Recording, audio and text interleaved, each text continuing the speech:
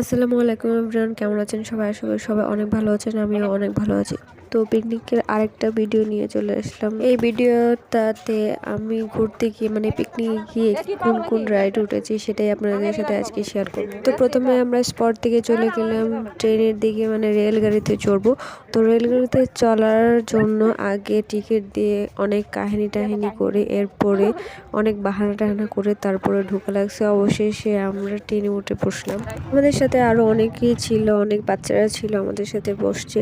তো আমি বাইরে থেকে একটু ভিডিও নিয়েছিলাম। বাইরের পরিবেশটা অনেক অনেক সুন্দর লাগে। এই রেলওয়েটা দিয়ে পুরা যে পার্কটা আছে সবটা এক পাশ থেকে শুরু করে অন্য পাশ পর্যন্ত ঘুরিয়ে নিয়ে আসে।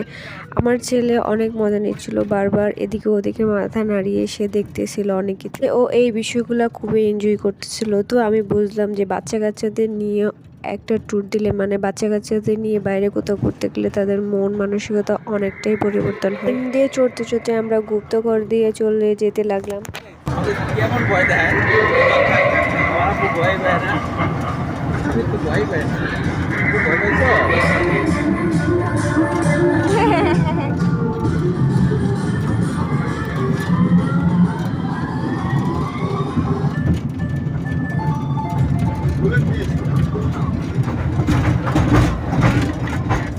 মোটামুটি ভালো একটা টাইম নিয়ে ভালো একটা আনন্দ উপভোগ করলাম। বড় হয়ে ছোটদের ট্রেনে চড়া আসলে একটা মজার ব্যাপার।